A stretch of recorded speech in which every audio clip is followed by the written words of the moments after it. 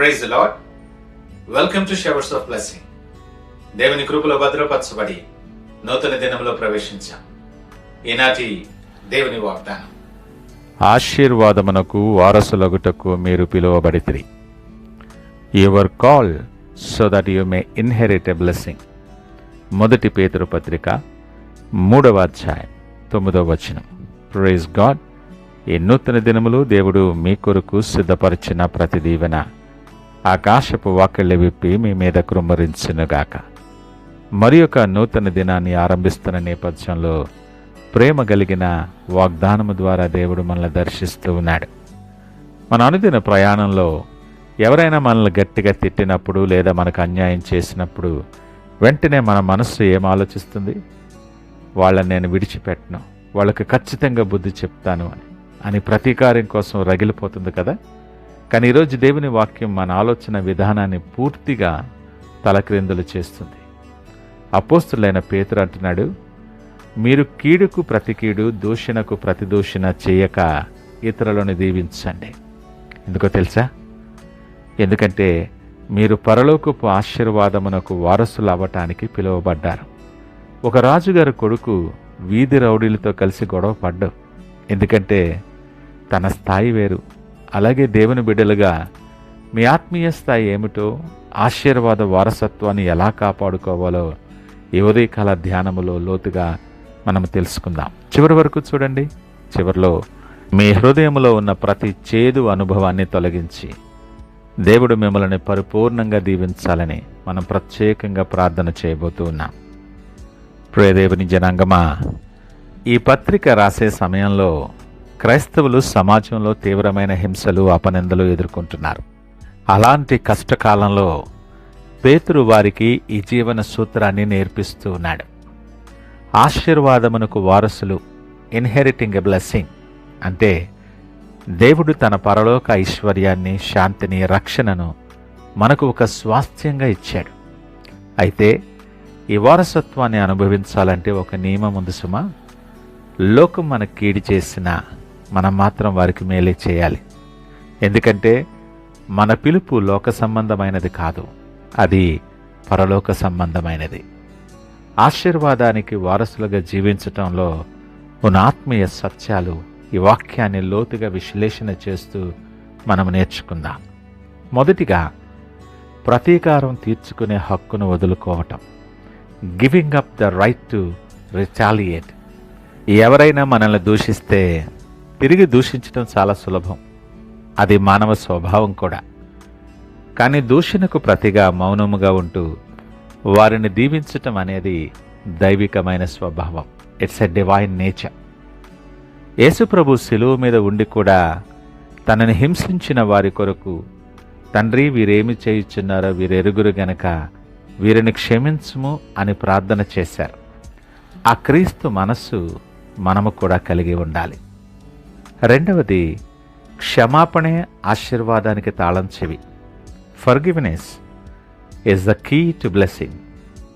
మన హృదయంలో ఇతరుల పట్ల పగ, ద్వేషం ఉంచుకుంటే దేవుడు మనల్ని దీవించలేడు. ఎందుకంటే ఆశీర్వాదం ప్రవహించాల్సిన హృదయ పాత్ర చేదుతో నిండిపోయి ఉంది. ఎప్పుడైతే మనం కీడు చేసిన వారిని మనస్ఫూర్తిగా క్షమించి వారి మేలు కోరుకుంటామో అప్పుడే పరలోకపు కిటికీలు మన కొరకు తెరవబడతాయని గ్రహించాలి. ఈ కాలం దేవుడు మాట్లాడుతున్న నేపథ్యంలో ఈ వాక్యపు వెలుగులో ఒక్కసారి ఒక నిమిషం నిశ్శబ్దంగా మీ హృదయాన్ని పరీక్షించుకోండి. మీ జీవితంలో మిమ్మల్ని మోసం చేసిన వారిని, మీపై లేనిపోని అబద్ధాలు ప్రచారం చేసిన వారిని మీరింకా హృదయంలో ఉంచుకొని రగిలిపోతున్నారేమో. సమయం దొరికితే వారికి కూడా బుద్ధి చెప్పాలని చూస్తున్నారేమో. మన దేవుని న్యాయ తీర్పు కంటే మన స్వంత న్యాయాన్ని మనం నమ్ముతూ ఉన్నాం. పగ తీర్చుట నా పని, నేనే ప్రతిఫలమిత్తును అని దేవుడు చెబుతున్నా ఆ బాధ్యతను మన చేతుల్లోకే తీసుకుంటున్నాం. ఈ చేదు స్వభావం వల్ల మనకు దక్కాల్సిన ఆశీర్వాద వారసత్వాన్ని మనమే పోగొట్టుకుంటున్నాం.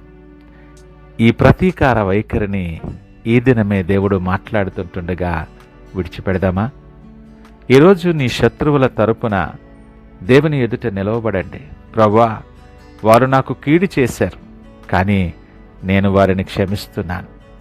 వారికి రక్షణ దయచేయండి, వారిని దీవించని నేను ప్రార్థన చేయండి. ఎప్పుడైతే మీరు ఈ నిర్ణయం తీసుకుంటారో మీ హృదయం నుండి ఒక పెద్ద భారం దిగిపోతుంది. ఈరోజు మిమ్మల్ని బాధ పెట్టిన ఒక వ్యక్తిని గుర్తు చేసుకుని వారి మేలు కొరకు రహస్యంగా ప్రార్థన చేయండి. మీ ఆత్మీయ ఎదుగుదలకు, దేవుడు మీకోసం దాచి ఉంచిన ఆశీర్వాద వారసత్వానికి అదే మొదటి అడుగు అవుతుంది. ప్రియ దేవుని బిడ్డ, కీడుకు ప్రతికీడు చేయకుండా ఆశీర్వాద వారసుడిగా ఇతరులను దీవించటానికి మీరు సిద్ధంగా ఉంటే ఇప్పుడే కామెంట్ సెక్షన్లో I am called to inherit a blessing అని టైప్ చేయండి. మీ దైవిక పిలుపును అనేక మందికి మీరు చాటి చెప్పండి.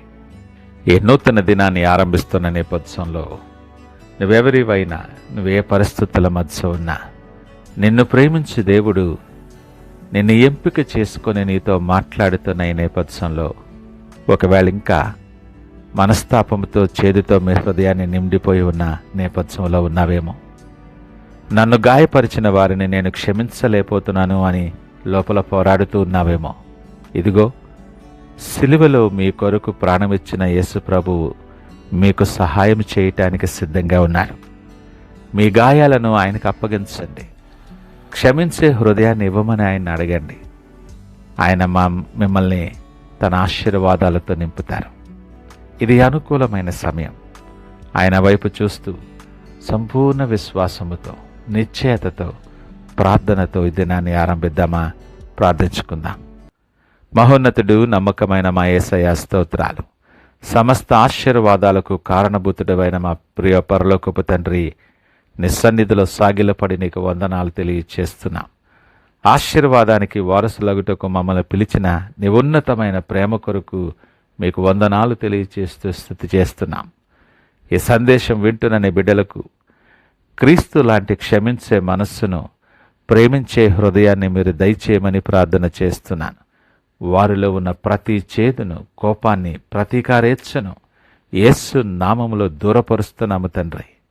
వారిని గాయపరిచిన వారిని వారు మనస్ఫూర్తిగా దీవించుటకు కావలసిన ఆత్మబలాన్ని వారికి దయచేయమని, నీ పరలోకపు ఆశీర్వాద వారసత్వాన్ని వారు సంపూర్ణముగా పొందుకునేలాగన నడిపించి అనేక మందికి దీవెనకరముగా, మీకు మహిమకరముగా నిలవబెట్టమని, సకల మహిమ, ఘనత, ప్రభావాలు మీకే ఆరోపిస్తూ యేసు పరిశుద్ధ నామమున అడిగి వేడుకొంచున్నాము తండ్రి.